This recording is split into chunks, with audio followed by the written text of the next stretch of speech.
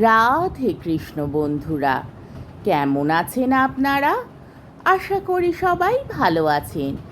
আজকে আবার একটা নতুন ভিডিও নিয়ে হাজির হয়ে গেছি। ভিডিওটি শেষ অবধি দেখার অনুরোধ রইল। আজকের গল্প তারাশঙ্কর বন্দ্যোপাধ্যায়ের অন্যতম শ্রেষ্ঠ উপন্যাস হাঁসুলি বাঁকের উপকথা। আজকে উপন্যাসের ২৯ পর্ব। বনোয়ারি গিয়েছিল চন্দনপুরের স্টেশনে মনিবের সঙ্গে। মাইতো ঘোষ ট্রেনে চাপলেন। বনোয়ারিকে ৪ আনা বকশিস করে বললেন, খুব ট্রেন ধরিয়েছিস। ও বুড়ো বয়সে এখনো খুব জোর তোর, প্রশংসা করলেন তিনি। বনোয়ারি হেঁট হয়ে প্রণাম করে হাসতে লাগলো। বললে, তা আজ্ঞেন আরও কোষখানেক এই গমনে যেতে পারি আজ্ঞেন। ঘোষ বললে, বাপরে বাপ, ছুটতে হয়েছে আমাকে। কি করব আজ্ঞেন, চা খেতে দেরি করে ফেলালেন আপনি। সতর গমনে না এলে এনারে ধরতে লারতেন। উনি তো দাঁড়ান না, টাইম হলেই ছেড়ে দেন। হাসতে লাগলেন ঘোষ। বনোয়ারি গামছা দিয়ে কপালে শরীরের ঘাম মুছলে। স্থূল গড়নের পাথরের মূর্তির মতো শরীর ঘামে ভিজে গিয়েছে। কানের পাশ দিয়ে ঝুলপিবে ঘাম গড়িয়ে পড়ছে সদ্য স্নান করানো কোষ্ঠী পাথরের মূর্তির মতো। ট্রেন ছেড়ে দিলে। বনোয়ারি আবার প্রণাম করে বললে, আমার নিবেদনটা তাহলে হবে। দাদাকে বলে দিয়েছি, আম গাছ কটা, বাঁশ ঝাড় ৫টা লিখে দিস। তা দিবে হবে বই কি আজ্ঞেন। বেশ। গাড়ি চলে গেল। বনোয়ারি স্টেশনে নিমগাছতলায় ছড়ানো ইটগুলোর মধ্যে দুখানা টেনে উপরে উপরে রেখে একটু উঁচু করে নিয়ে বসল। আর তারা নাই। জিরিয়ে নিয়ে একটি কাজ আছে, সেই কাজটি সেরে তবেই ফিরবে। বেশ ফুরফুর করে হাওয়া দিচ্ছে। হাওয়ার সঙ্গে রয়েছে মিঠে গন্ধ, বন আউচ ফুলের সুবাস। এখানকার মাঠের আলের উপর রাস্তার ধারে অনেক বন আউচের গাছ। স্টেশনের দক্ষিণ দিকটা একেবারে জাঙল বাঁশবাদি পর্যন্ত খোলা। চন্দনপুরের মাঠ একেবারে খালি। কাটা ধানের গোড়া ছাড়া আর কিছু নাই। খা খা করছে বাবুদের গ্রাম। এ গ্রামে মাঠে অন্য ফসল হয় না, এখন হয়, তবু বাবু মহাশয়দের ওদিকে খেয়াল নাই। ধান ছাড়া আর সবই তারা খরিদ করে খান। মেলা পয়সা, বিস্তর টাকা, কেনই বা এসব চাষের হাঙ্গামা তারা করবেন? এই যে চন্দনপুরের বড়বাবুরা জাঙলের কুটি ভাঙাটা কিনলেন, ওখানে কি ওরা এই সব চাষ করবেন বলে কিনলেন? চৌধুরীদের অবস্থা খারাপ হয়েছে, মা লক্ষ্মী ছেড়েছেন, ওরা সবই বিক্রি করছে। পতিত ডাঙাটাও বিক্রি করলে। মাইতো ঘোষ নিজে বলে গেলেন ঘোষেরা কিনতে চেয়েছিলেন ওটা, কিন্তু ঘোষেদের কাছে বিক্রি করতে চাইলে না চৌধুরীরা। হাজার হলেও জাত জ্ঞাত তো। শেষে সেদে দিয়ে এলো চন্দনবাবুদের কাছে। এখন বাবুরা যে অংশটার মাটি ভালো, অল্প স্বল্প বানে ডোবে, মানে পলি পড়ে, অথচ ফসল নষ্ট হয় না, সেই অংশটা কাটিয়ে জমি করবেন। কতক কতক প্রজাবিলি করবেন, সেলামি নেবেন, খাজনা নেবেন। সেসব নেবেন জাঙলের মোড়ল মশাইরা। বাকি যা থাকবে তাই পাবে পরম, বনোয়ারি, জাঙলের হাঁড়িরা, চন্দনপুরের শেখেরা। তাদের বন্দোবস্তের শর্ত আলাদা। শর্ত হলো সনদকারী খাজনার শর্ত।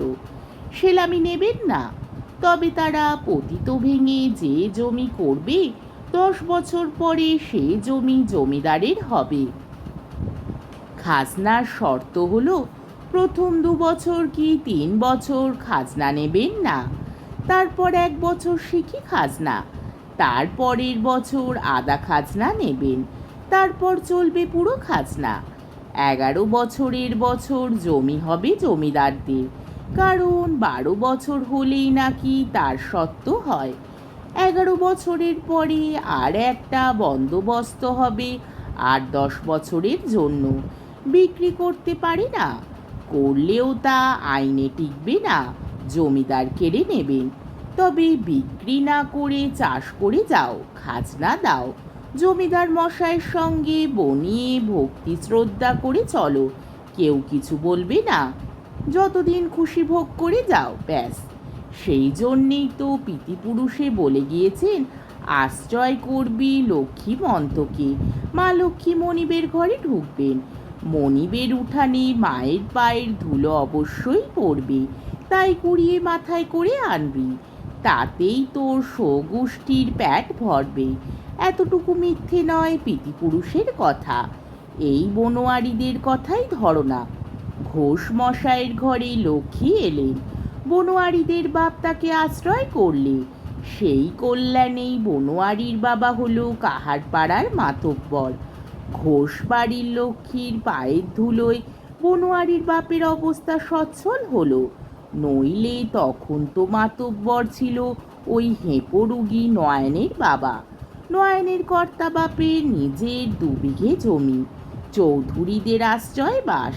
তাদের সোনা ফলানো জমি তারা ভাগে করত। নয়নের ঠাকুরদা মরদ ছিল জব্বর, হাঁক ডাকও খুব। খড় ভাঙারাই তখন মাতব্বর। নয়নদের বংশটার নাম সেকালে ছিল খড় ভাঙাদের গোষ্ঠী।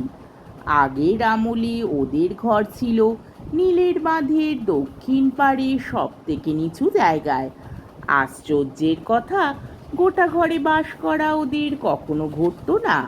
প্রতি বছরই বর্ষার সময় ঘর ভাঙত।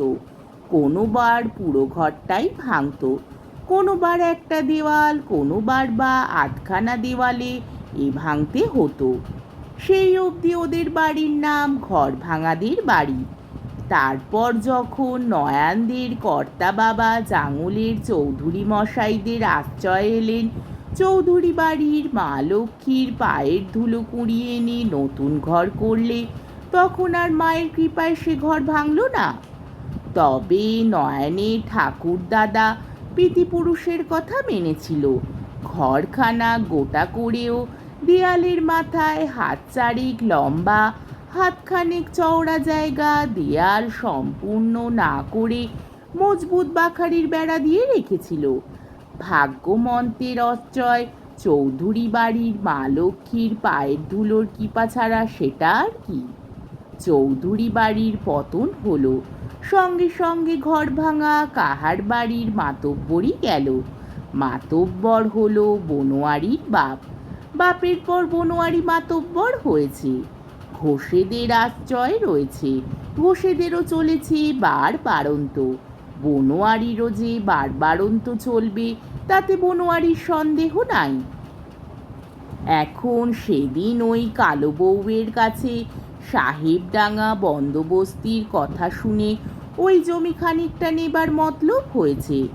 সেই কথা ভাবতে ভাবতে আর একটা কথা তার মনে হয়েছে। চন্দনপুরে বড়বাবুদের এখন এ চাকলার মধ্যে বাড়ন্ত।